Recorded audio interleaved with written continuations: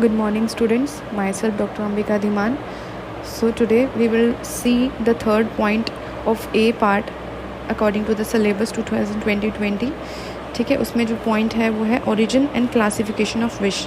इसमें हम बहुत कुछ देख चुके हैं पहले ही लेक्चर में, स्टार्टिंग के लेक्चर्स में, कि विश की उत्पत्ति कैसे हुई थी। क्लासिफिकेशन ऑफ विश है, उसके अंदर आचार्य चरक जी ने लिखा है कि जांगम स्थावरयानाम तद्योनो ब्रह्म निरयोजिते। ठीक है, तो ब्रह्मा जी ने जो है स्थावर और जांगम, जिस हिसाब से मैंने आपको पूरा बताया था, एक्सप्लेन किया था कि स्थावर और जांगम विश्व कैसे डिवाइड हुए थे। ठीक है, तो उसमें ब्रह्मा जी ने डिवीज़न किया था स्थावर और जांगम विश्व का। ठीक है, तो उसमें जो है उनकी योनि जो होती है अम्बु संभवा, मतलब उनकी अम्बु योनि है, जल योनि है।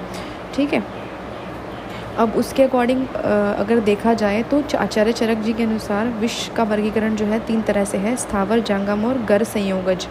ठीक है, वहीं आचार्य चक्रपाणी जी ने लिखा है कि गर संयोगज जो है वो निर्विष द्रव्य संयोग क्रम से बना है और सविष द्रव्य संयोग क्रम से। वहीं आचार्य सुश्रुत जी ने इनको विश्व को वर्गीकरण किया है 3 तरह से, स्थावर, जांगम और कृत्रिम।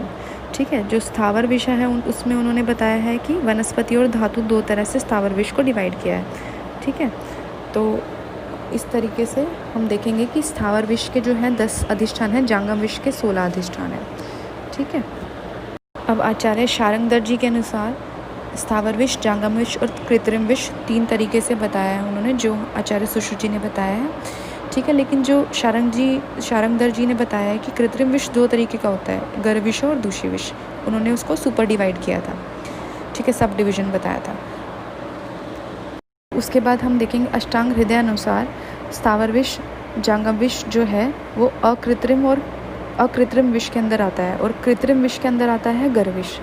ठीक है, तो ये बताया हमारे अष्टांग हृदय में। ठीक है, और उसके बाद देखेंगे वृद्ध काश्यप के अनुसार, वृद्ध काश्यप जी ने बताया है कि स्थावर, जांगम और संयोगज विश्व 3 तरीके से बताया है। ठीक है, जो संयोगज विश्व में उन्होंने सब डिवीजन किया है गर विश्व और कृत्रिम विश्व। जो गर विश्व होता है वो अविश्व द्रव्यों से बनता है, मतलब जो द्रव्य विश्व नहीं है ना, उनके संयोग से गर विश्व बनता है। और कृत्रिम विश्व बताया उन्होंने कि सारे विश्व द्रव्य हैं जो अगर वो मिल जाएं तो वो कृत्रिम विश्व बन जाते हैं।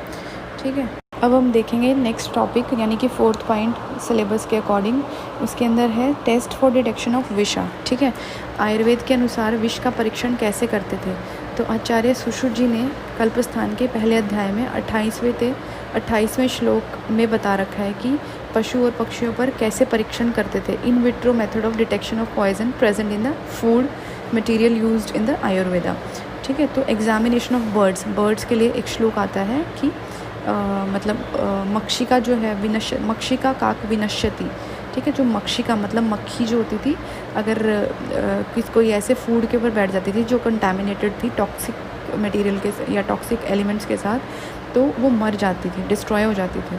ठीक है, एक चकोर बर्ड था, अक्षी वैराग्यम, उनके कलर जो है चेंज हो जाते थे, कलर आइज़ के कलर जो है चेंज हो जाते थे। ठीक है, जीवक जो है बर्ड थे वो मृत थे, they died because of the seeing of the poisonous food. ठीक है, कुकू मतलब कोयल, उनका स्वर वैकृत हो जाता है अगर वो ऐसे कंटामिनेटेड फूड को खा लेते हैं तो। ठीक है, क्रोचम मद मृच्छते। ठीक है, जो इंडियन क्रेन था वो इनेब्रियंट हो जाता है, मतलब इनेब्रियंट मतलब कि मद अवस्था में घूमता रहता है। ठीक है, मयूर मतलब पिकॉक जो है एजिटेटेड हो जाते हैं, एक्साइट हो जाते हैं। ठीक है, उद्विग्न हो जाते हैं। शूक मतलब पैरेट और मैना जो है वो क्रोशती शाउट करने लग जाते हैं। ठीक है, कंटामिनेटेड फूड लेने के बाद। हंस जो है श्वेडयति मतलब ग्रॉल करने लग जाते हैं। भृंगराज ग्रॉल कुंजती। पशु पर अगर वो परीक्षण करते हैं तो पृषतो मृगम मतलब स्पॉटेड डियर में spread out of the tear विस रिजिस्टर। ठीक है, मरकट मतलब मंकी जो है विष्ठाम मुंचती मतलब पास टूल। ठीक है, तो ये सब जो थे ये एक टेक्निक थी कि विष के अंदर पॉइजन है नहीं है उसको डिटेक्ट करने के लिए एक पैरामीटर से, जिसके थ्रू वो डिटेक्ट करते थे पहले ज़माने में।